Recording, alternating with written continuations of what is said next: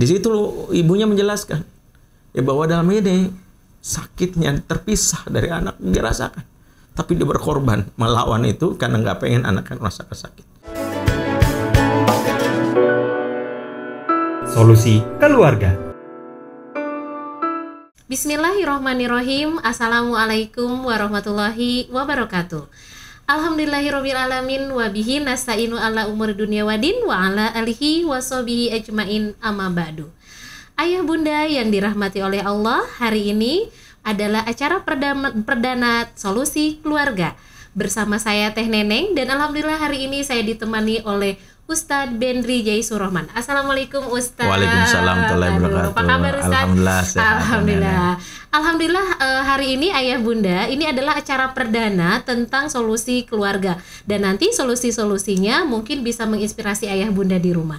Nah Ustadz, gini, nah sebelumnya mungkin mau menyapa dulu Ayah Bunda di rumah.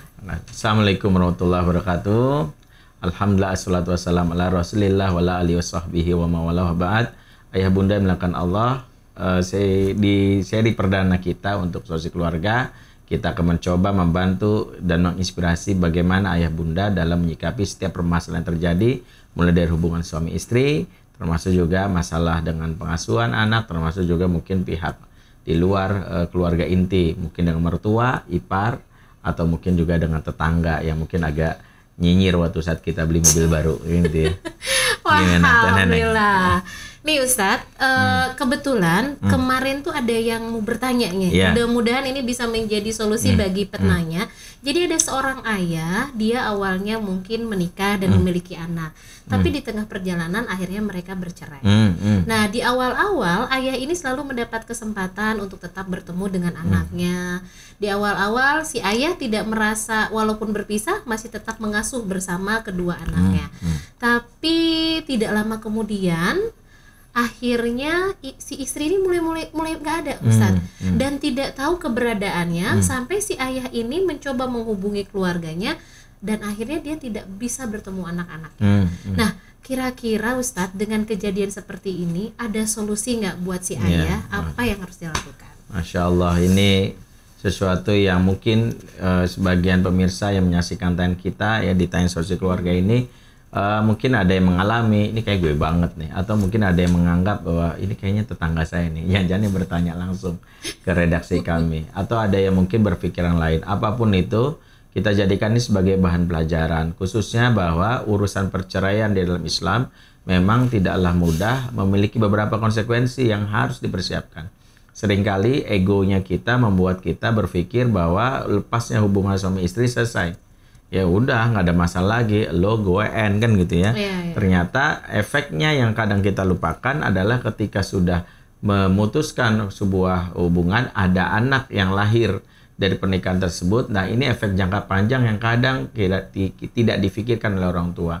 Alhasil apa yang terjadi, persiapan perceraian dirasa kurang. Bahwa perceraian ketika dianggap sebagai solusi terakhir harus memiliki sebuah perencanaan yang meminimalisir dampaknya. Terutama adanya sebuah kesepakatan yang dibangun bahwa mantan istri, mantan suami pastinya ada, tapi tidak ada mantan ayah, tidak ada mantan ibu. Sehingga di sini pentingnya bahwa memutuskan ego lebih dahulu dari pihak istri dan pihak suami. Itu sebagai pelajaran buat kita. Ya, bagaimana misalnya ketika seseorang menjalani perceraian, dia sudah berpikir mematang-matang bagaimana kondisi anak dan berbicara bahwa tidak ada ayah dan tidak ada mantan ayah, tidak ada mantan ibu. Itu yang paling pertama. Yang kedua, bagaimana mekanismenya? Mekanisme yang dibangun kalau sudah bercerai, termasuk pengaturan dan hak-hak yang terkait dengan syariat Islam. Ini mungkin salah pahami sebagian besar para wanita ketika mendapatkan hak mengasuh dari pengadilan, dia merasa bahwa itu hak sepenuhnya, padahal hukum Islam mengatakan bahwa anak itu sejatinya milik bapak. Anak itu milik bapak. Anta wa maluka li abika, kamu dan hartamu milik bapakmu. Namun karena pertimbangan psikologis anak di umur-umur awal, hakim lebih menitik beratkan dia diasuh oleh ibunya. Tapi saat ibunya menikah, sebenarnya syariat Islam mengatur bahwa sang bapak langsung bisa mengambil alih Karena sejati setiap wanita ketika menikah dengan suami barunya, yang lebih berhak saat itu suami barunya untuk mendapatkan perhatian. Yang lebih berhak mendapatkan perhatian, sehingga anak khawatir, mohon maaf, membuat suami barunya tidak nyaman, sehingga dia tidak bisa berkhidmat mendapatkan surga dari suami barunya. Karena itu dikembalikan kepada ayah kandungnya. Nah, ini yang kadang-kadang dilupakan di masyarakat. Seolah-olah kalau sudah dimiliki, mendapat hasil selesai. Padahal nanti kelak kalau anaknya perempuan, dia harus misalnya dalam hal ini harus mencari ayahnya untuk menikah, untuk menikahkannya. La nikaha illa biwaliyin, tidak ada pernikahan tanpa izin ayahnya. Dalam hal inilah penting untuk siapapun, khususnya para ibu, jangan membuat anak wanitanya yang karena kebencian terhadap ayah kandungnya, sehingga membuat seorang ibu memutuskan hubungan yang membuat perwaliannya itu hilang. Sehingga kalau dipaksakan nikah bahkan dipalsukan ya, kemudian dicari-cari wali yang palsu ya, yang wali kelasnya kan gitu ya, atau wali band gitu ya, anggota band itu. Nah, itu sebenarnya akan memutuskan justru membuat pernikahannya menjadi batil. Pernikahannya menjadi batil. Nah, karena itulah bagaimana kondisi seperti ini dipahami dulu secara umum oleh sebagian besar kaum muslimin, bahwa seorang wanita yang ketika mendapatkan hak asuh dari anaknya, dia harus memastikan bahwa tidak memutus hubungan antara si anak dengan bapaknya. Termasuk kalau ada bapak yang mendapatkan hak asuh, memilih mendapatkan hak asuh anaknya, tidak boleh memutuskan juga dengan ibunya. Kenapa? Nanti aspek kedua, kalau tadi aspek terkait dengan aspek sosiologis dan dia terkait dengan bagaimana hukum Islamnya, yang kedua terkait dengan aspek psikologis. Ketika seseorang ya diputuskan dari orang tua kandungnya, pasti berdampak kepada emosi yang insecure atau tidak nyaman. Dan itu berdampak kepada pengaruh psikologisnya. Sehingga apa yang terjadi pasti ada hal-hal yang akan membuat luka batin yang nanti dibawa sampai dewasa. Misalnya, kalau ternyata sang ibu memutuskan hak anak wanita kepada ayahnya, membuat apalagi ditambah dengan bumbu-bumbu kebencian, ya, ceritakan keburukan ayahnya, itu berdampak kepada psikologis si anak. Entah kalau dia anak laki-laki, dia cenderung akhirnya menolak laki-lakiannya, dia akan berpeluang, mohon maaf, menjadi gay, dan perempuan menolak identitas bagaimana dia tidak merasa seorang ayah itu menjadi bagian penting juga dalam hidupnya. Laki-laki dianggap tidak penting, dia berpeluang juga menjadi lesbi, dan banyak faktor seperti itu. Dalam hal inilah mengapa Islam sampai mengatur adab setelah bercerai baik laki-laki dan perempuan. Yang itu merupakan salah satu gambaran betapa Islam memperhatikan hal ini. Di dalam surat Al-Baqarah 237, Allah berfirman, ya, wala tansaul fadla bainakum, ya, jangan kalian lupakan kebaikan di antara kalian. Jadi Allah mengingatkan kalau suami istri sudah bercerai, adabnya jangan lupakan kebaikannya. Ya, ini bab mengenang mantan. Ya. Mengenang mantan pasangan sah, bukan mantan ya? Waktu SMP, SMA yang pernah makan bakso bareng, kemudian berpayung di kedebong pisang, bukan. Ini mantan pasangan. Kenapa? Setelah kita coba pahami secara detail, karena resikonya kalau kita tidak menang kebaikannya, kebalikannya kita akan lebih banyak mengenang keburukan-keburukannya, yang kemungkinan besar itu akan membuat kita tanpa sadar menyampaikannya kepada anak. Contoh, dia bilang sama anaknya, "Allah, bapak kamu tuh tukang bohong. Allah, bapak kamu tuh nyakitin mama terus. Nih mama nih korban bapak kamu. Kamu tuh mama yang kurus kering kayak sekarang. Nih bukan karena produk kesehatan. Bukan mama karena diet ya. Mama nih makan hati kamu mikirin bapak kamu." Nah, hal-hal seperti ini itu bahaya. Ya, teman. Nah, makanya hubungan mama dan papa udah selesai. Tapi sebagai suami istri, tapi dia ada bapak kamu, dan kamu harus tetap hormat. Kalaupun dia tidak bisa jadi suami bagi mama, tapi dia tetap jadi bapak bagi kamu. Harusnya begitu.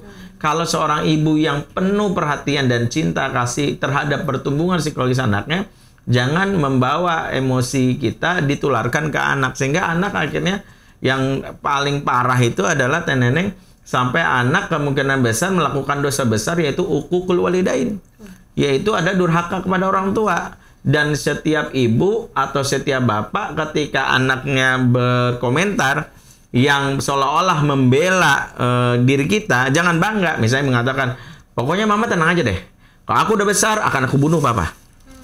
Jangan seorang mama bilang, ya Allah kamu sungguh sang anak yang soleh. Enggak. Justru kita harus prihatin. Kenapa? Ketika dia ngucapin begini, berarti dia sudah melakukan dosa terbesar setelah syirik. Karena dia ingin membunuh bapak kandungnya, atau ingin misalnya meninggalkan atau menyakiti mama kandungnya karena hasutan dari kita.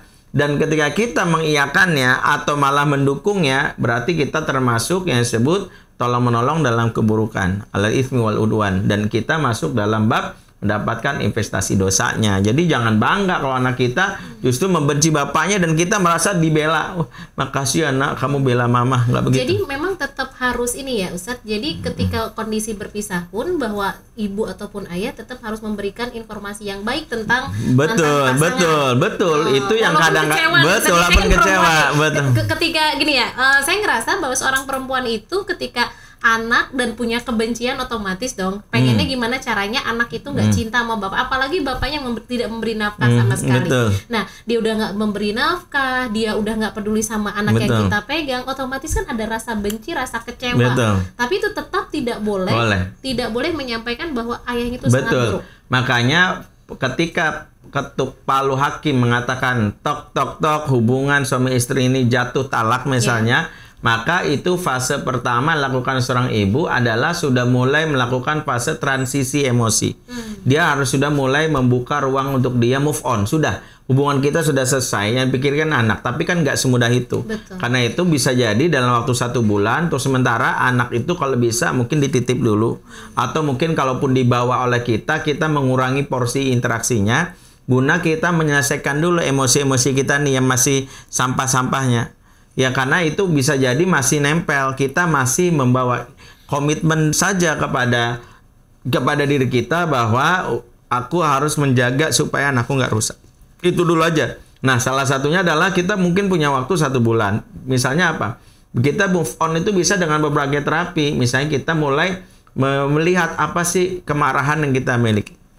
Nah, kemarahan yang kita miliki ini kalau dalam Islam itu akan bisa disembuhkan kalau kita menghancurkannya sendiri dengan efek emosi yang positif yang kita berikan kepada orang lain. Makanya kalau ada orang yang dendam, ada orang yang marah, ada orang yang sakit hati, kalau dia ingin sembuh dari penyakit-penyakit itu, salah satunya dia membayarnya dengan apa? Memberikan kebahagiaan kepada orang sekitar, supaya Allah berikan kebahagiaan dan mengusir keburukan atau perasaan negatif yang dia miliki. Jadi ada program namanya gini. Kalau gitu mulai dari sekarang ada satu program menyenangkan hati ibu. Menyenangkan hati misalnya keponakan atau kenapa menyenangkan? Ada rumusnya dalam Islam, hal jazaul ihsan ilal ihsan. Tidaklah balasan kebaikan kecuali kebaikan. Dengan kata lain, tidaklah balasan kebahagiaan kecuali kebahagiaan. Man la yarham la yurham. Siapa tidak menyayangi tidak akan disayangi. Makanya kalau orang tua yang setelah di fase ini punya program namanya menyenangkan hati orang lain, supaya kesenangan itu didatangkan oleh Allah. Sumber kesenangan itu dari mana? Dari Allah. Sehingga orang-orang yang cara cepat move on adalah terlibat dalam proyek sosial. Cara cepat move on. Karena ketika kita terlibat proyek sosial dan kita membawa makanan untuk diberikan kepada orang-orang fakir miskin misalnya, kemudian orang fakir miskin itu dia happy, makasih ya kak, makasih ya bu. Dia kesenangan itu yang dia rasakan bukan karena bendanya, tapi datang tuh dari Allah. Nah, Allah akan mendatangkan balik, ibaratnya bola mantul semantul itu. Entah kenapa kok kita jadi bahagia ya. Padahal kita baru aja punya luka batin. Kenapa kita punya kebahagiaan itu? Karena kita memberikan kebahagiaan sama orang. Inilah rumus kehidupan. Rumus kehidupan itu adalah sebenarnya sedekah itu bukan kebutuhan kita. Makanya saya ingat nasihat Ustadz Arifin Ilham. Sedekah itu ada kebutuhan kita karena seolah-olah seperti orang, mohon maaf ya, adakah orang yang nyaman nggak BAB dalam sehari? Nggak nyaman. Nggak nyaman. Dia akan lega kalau dia bisa, gitu. seperti itu juga. Jadi kalau bisa dalam sehari kalau nggak sedekah, kita panik. Nih, aduh uang ada lagi nih. Kemana nih harus bagi nih? Kenapa? Karena ketika kita memberi, mungkin ada ibu-ibu yang mungkin dia suaminya udah nggak pernah ngasih nafkah atau mungkin apa. Kemudian kita berikan, ya Allah Neng, makasih banyak ya Neng, ya Allah baik banget. Kebahagiaan yang dia dapatkan itu nanti akan dilimpahkan ke kita dalam bentuk perasaan. Perasaan itu kan datang dari Allah. Nah, itulah kenapa ini penting saya sampaikan bagian dari materi ini ya. Kenapa? Supaya para ibu-ibu yang move on atau bapak move on segera melakukan ilaj, pengobatan penting agar dia bisa menjaga hak anak. Sebagian besar ibu-ibu yang saya nggak salahkan, setelah dia ketok palu dapat hak asuh, dia langsung mikirin anaknya, dia pikirin dan dia membawa luka batin tuh. Betul. Dia buka bola batin. Kalau saya sarankan, kenapa pentingnya transisi? Transisi itu penting.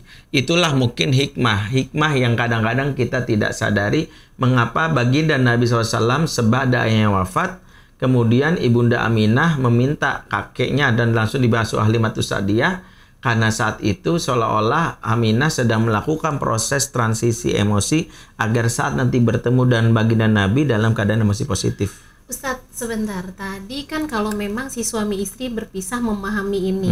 Tapi ada sebagian yang memang si istri itu sudah paham ini Ustadz. Sehingga dia mencoba ketika berpisah, dia tetap memberi kesempatan kepada pasangannya. Tapi si pasangannya sendiri mungkin karena sudah ada orang lain, akhirnya pasangannya itu nggak terlalu peduli. Kira-kira apa sih yang bisa dilakukan? Karena nih posisi perempuan mungkin ada sahabat saya yang seperti ini, dan dia ngerasa bahwa aku harus bagaimana gitu. Itu gimana Ustaz? Iya, kalau misal pun kalau pasangannya tidak peduli dengan hak yang diberikannya, sejatinya itu adalah bagian yang satu, ketika orang sudah tidak mau mendapatkan hak dia untuk melakukan upaya interaksi dengan anak yang sebenarnya itu bagian tanggung jawabnya, tugas kita hanya mengingatkan. Yang kedua, ekspektasi saat kita berumah tangga dengan setelah lepas tentu berbeda. Kalau kita sudah berumah tangga, kita bisa mengingatkan, menegurnya. Tapi setelah dia sudah ini, kita mungkin punya batasan-batasan. Tapi yang ketiga, yang paling penting, jangan merusak persepsi yang ada di kepala anak tentang sang ayah yang cuek ini. Dengan menambah-nambah bumbu yang kadang-kadang masuk di situ, emosi-emosi kita dulu saat menikah. Misalnya dengan menambah-nambah ketika, kok papa nggak nelpon aku sih ma, udah seminggu 2 minggu. Dari dulu tuh bapak kamu emang gitu, mana pernah dia peduli sama kamu. Waktu dulu masih di sini tinggal juga begitu. Udah kamu nggak usah ngarepin papa, jangan. Itu yang sering saya bilang bahwa ekspektasinya itu harus kita tahan. Kita kalau mau nangis, marah, ucapkanlah kepada diri kita dan Allah, itu saja. Tapi anak harus mendapatkan gambaran yang positif.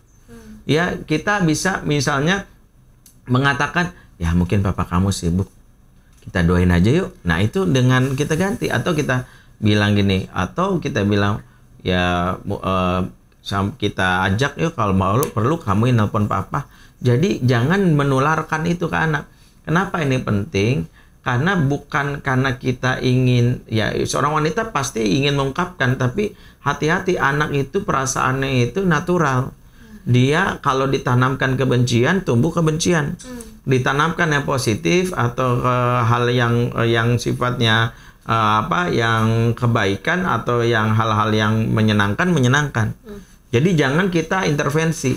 Kalau perlu biasakan lisan kita untuk mencari 1001 alasan untuk membuat anak tetap menyangka bahwa bapaknya pun baik. Bahkan sekiranya bapaknya itu pun seorang penjahat, kita harus paham ayat yang tadi kami sampaikan di surah Al-Baqarah 237 sebenarnya tentang bagaimana kita terbiasa untuk mengenang kebaikan supaya ada alasan kita ketika prasangka buruk itu datang untuk menyebutkan kebaikannya. Mungkin nggak hari ini, tapi bisa kita bilang dulu waktu nikah tuh begini loh nak. Yang baik-baiknya kan nggak mungkin manusia itu nggak punya kebaikan, karena kita menikahi manusia bukan setan.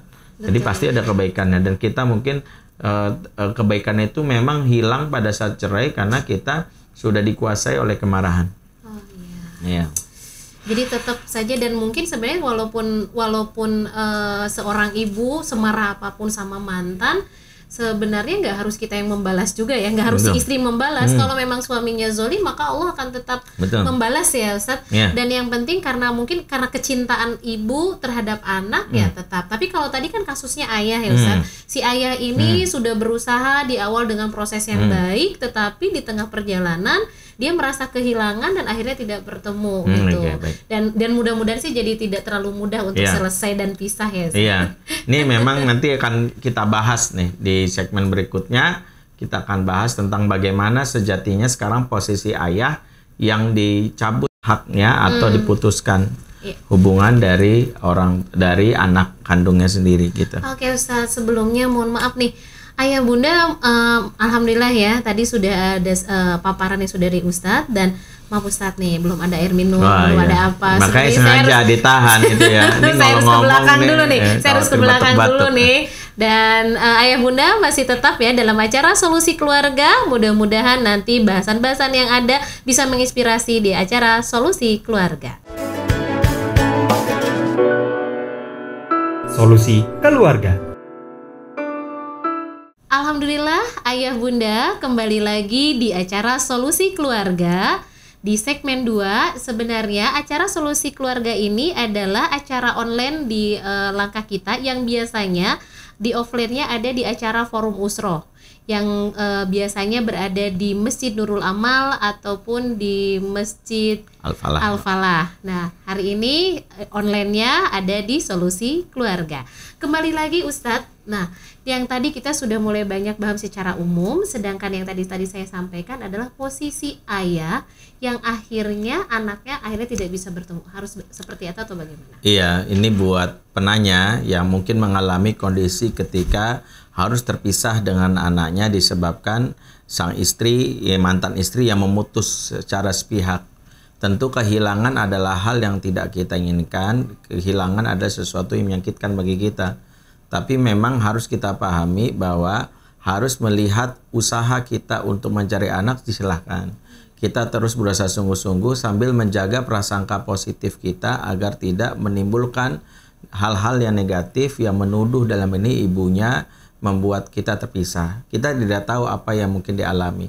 Tapi yang jelas sampai kapanpun anak itu tetap milik bapak dan bapak tentu memiliki hak untuk terus memintanya. Yang kedua, menghindari hal-hal yang akan menimbulkan rasa tidak nyaman bagi sang ibu. Dalam hal ini mungkin kita mengadu ke polisi.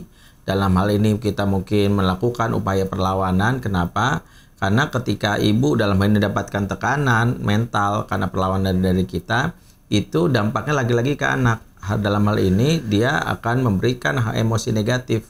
Makanya dalam hal ini seorang bapak anggaplah berkorban untuk mungkin dia bukan berarti tidak peduli, dia mencoba untuk melihat ini karena berupaya supaya seperti mengambil ya jarum atau mengambil benang di antara tumpukan tepung supaya jangan sampai tepung itu jadi berantakan. Dalam hal ini kita mencoba untuk menegur sang mantan yang mengambil sang anak.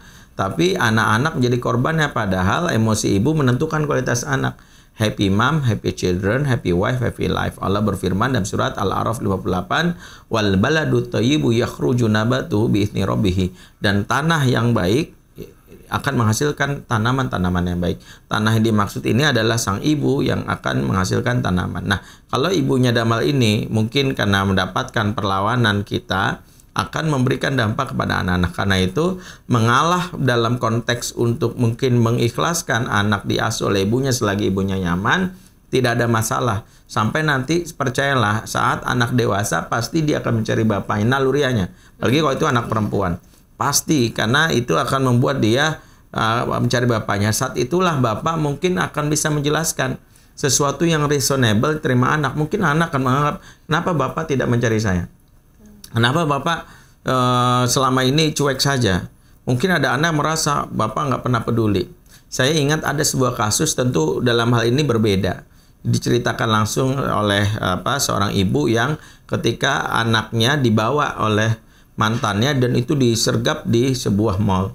Jadi sang bapak memaksa diri, tapi sang ibu karena tahu bahwa anak ini nggak boleh dapat dampak emosi negatif dari si perceraian ini, dibilang sama mantannya, Mas nggak usah ditarik, nggak usah berantem di sini, ya ambil, kamu mau merawatnya ambil, nggak usah Mas perbutkan ini, sampai dia memandang anaknya nahan nangis kan, bilang abimu akan merawat kamu, udah di cuman gini doang, anak itu sampai nggak tahu, sampai saking marahnya sang bapaknya ini akhirnya memutus kontak, ibunya nggak boleh ketemu. Dan ibunya menyimpan rindu sampai akhirnya anak itu udah tumbuh dewasa. Dan akhirnya sang ibu mencoba diam-diam datang ke sekolahannya, dan itu pertemuan setelah bertahun-tahun terpisah. Sang anak itu awalnya menolak karena merasa ibunya nggak peduli, cuek, sampai merasa kenapa Umi nyari-nyari aku sebagainya. Akhirnya di situ ada cerita yang membuat anak ini sadar. Ibunya cuma cerita singkat. Kamu tahu, di zaman Nabi Sulaiman ada 2 ibu yang memperebutkan satu bayi yang sama-sama mereka punya bukti bahwa ini bayi mereka. Sampai sang ibu A, sampai ibu B berdebat.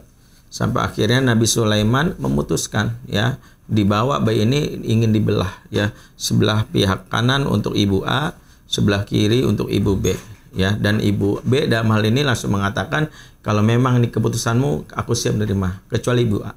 Ibu tiba-tiba berteriak, wahai Nabi Sulaiman, aku bukan ibunya.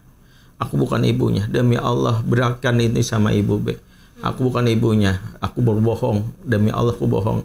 Aku jangan belah, berikan itu. Justru Nabi Sulaiman belajar di situ bahwa justrulah engkau ibunya. Justru seorang ibu meski kehilangan, tapi dia tidak akan pernah membiarkan anaknya terluka. Di situ ibunya menjelaskan, ya, bahwa dalam ini sakitnya terpisah dari anak dirasakan, tapi dia berkorban melawan itu karena nggak pengen anaknya merasakan sakit. Dia tidak pengen anaknya merasakan betapa beratnya, tapi dia hanya ingin menjaga. Kalau sekiranya ibu itu mau, dia hari itu bisa berantem. Dia bisa berantem sama mantannya dan mengatakan ini anakku, tapi dia menjaga itu. Dia bilang sama anaknya, Umi tidak ingin kamu tahu, kan kamu melihat Umi bertengkar dengan bapakmu. Hanya ingin Umi tahu, Umi terpisah seperti layaknya seorang ibu yang tidak rela anaknya dibelah. Jadi itu membuat anaknya menangis. Membuat anaknya sadar bahwa kadang-kadang perpisahan itu memang harus dipilih. Tapi itulah demi itu menjaga kesehatan mental anak. Gitu. Oh, jadi seperti itu ya Ustadz. Nah, alhamdulillah ayah bunda, tadi kita sudah mendapatkan paparan lagi dari Ustadz Benri. Mudah-mudahan bisa menginspirasi ayah bunda di rumah. Dan jangan kemana-mana dulu karena ada segmen ketiga. Solusi Keluarga. Alhamdulillah ayah bunda masih berada di Solusi Keluarga, tayangan YouTube yang biasanya berada di Forum Usroh, dan kita berada di segmen 3, yaitu segmen Sambung Hati.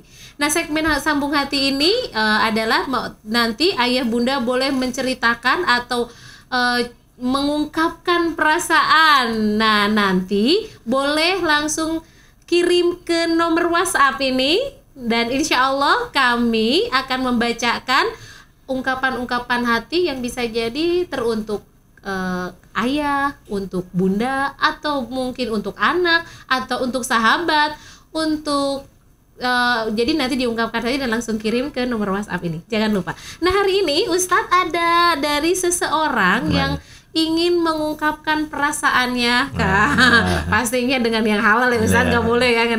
Ini saya bacakan dulu. Malam ini usai kita menunaikan sholat isya berjamaah dalam suasana khusyuk dan tawadu, ada berjuta kebahagiaan merekah tak terhitung memenuhi dadaku. Betapa cepat waktu berlalu, kita telah melalui masa-masa suka dan duka bersama sebagai pasangan suami istri yang saling melengkapi. Kita tersenyum bersama mengingat masa-masa awal kita bertemu pertama kali dulu, serta perjalanan kehidupan pernikahan kita yang penuh dinamika, indah, lucu, getir, dan juga mengesankan. Kamu tertawa pelan ketika aku menceritakan kembali bagaimana aku jatuh cinta secara spontan di kampusmu. Bagaimana perjuangan kita memperoleh anak yang cepat, padahal rencananya di tahun kedua setelah menikah. Pada saat yang sama, air matamu mengalir ketika kuceritakan pengorbanan menggadaikan cincin kawin di masa awal pernikahan. Begitulah cinta, semua butuh perjuangan dan pengorbanan. Cinta adalah mengalami, merasakan, mendalami, meresapi. Ketika kita menyadari untuk memilih sebagai pasangan hidup dan belahan jiwa, maka di saat yang sama cinta itu harus senantiasa ikut bersama setiap jejak langkah kaki, sambil menautkan jemari lalu berjalan bergandengan bersama. Aku menjadi bagian dari dirimu, begitupun sebaliknya. Dirimu menjadi bagian tak terpisahkan dari diriku. Ikatan perasaan mutual yang ada dari hubungan kita tumbuh mekar bersama pengalaman menjalani hidup bersamamu. Cinta meski berada pada tataran esensi bukan sekedar eksistensi yang dipelihara dan dinikmati setiap detik proses melaluinya. Bahwa dalam perjalanan cinta kerap kali terjadi letupan-letupan yang menyejukkan. Kita senantiasa berusaha untuk mampu melerai dan menanggulanginya. Karena kita menempatkan cinta itu tidak sebatas kenangan dan pikiran. Ia adalah bagian dari interaksi antara kita untuk menjaga harmoni, membuat baranya tetap menyala hangat dalam jasad hati kita masing-masing. 6 tahun berlalu, kita kembali menapak tilas perjalanan cinta kita. Berkaca pada cermin diri dan berjanji bersama untuk tetap komitmen memeliharanya secara intens dan berkelanjutan. Aku bersyukur kepada Allah Subhanahu wa Ta'ala menjalani kehidupan pernikahan yang indah bersamamu dan juga anak kita. Jalan panjang dan terjal terbentang di hadapan kita, istriku sayang. Tapi yakinlah, bersamaku kita akan melewati semuanya dengan penuh keyakinan dan ketegaran. Semoga Allah Subhanahu wa Ta'ala senantiasa melindungi dan menjaga kita dalam menempuh perjalanan itu. Terima kasih telah menjadi istri yang hebat untukku, ibu yang luar biasa buat kedua anak kita selama ini. Selamat ulang tahun perkawinan ke-6 untuk Sheila dari suami di Depok. Mudah-mudahan yang merasa namanya Sheila ini adalah curahan dari suaminya yang luar biasa. Ini hadiah terindah, mudah-mudahan menjadi hadiah terindah. Masya Allah, bagaimana Ustadz melihat dari curahan hati seorang suami yang luar biasa. Sebenarnya anaknya satu ya, maaf nih anaknya satu. Tadi saya kebaca anaknya 2. Anaknya satu, tadi harusnya anaknya satu. Dan ini untuk Sheila di Depok. Mudah-mudahan melihat tayangan YouTube ini. Dan kalau bisa pasal tayang nanti dikabari, biar segmen 3 minimal ditonton. Dan ini juga inspirasi buat siapapun, ayah, bunda, baik kepada pasangannya, kepada anak, pada orang tua. Sekali lagi bisa mengirimkan khusus untuk solusi keluarga, ada di segmen terakhir ya, untuk kita fasilitasi. Jadi nanti kita bacakan, mudah-mudahan ini membantu. Mungkin ungkapan perasaan selama ini terpendam, nggak sempat terucapkan, bisa kita sampaikan lewat forum ini. Dan yang jelas ketika perempuan mendapatkan hal ini Ustadz, ya Allah, bisa sangat berbunga-bunga. Dan tadi kata Ustadz, ketika ibunya bahagia maka dia akan bahagia bersama anak-anaknya. Masya Allah, Alhamdulillah ayah bunda masih di acara Solusi Keluarga di tayangan YouTube Langkah Kita yang pengganti, bukan pengganti, mungkin bagian dari biasanya offline adalah Forum Usoroh. Dan mudah-mudahan hari ini apa yang disampaikan Ustadz bisa memberikan manfaat dan inspirasi buat ayah dan bunda. Jangan lupa tonton di YouTube-nya Langkah Kita setiap hari Senin jam 4. Jangan lupa subscribe, kasih tahu yang lain, mudah-mudahan bisa memberikan inspirasi buat yang lain lagi dan bisa berkah dan bermanfaat. Terima kasih Ustadz sudah hadir di acara Solusi Keluarga. Mudah-mudahan nanti bisa bertemu lagi membahas materi-materi atau pertanyaan-pertanyaan dari ayah bunda. Terima kasih.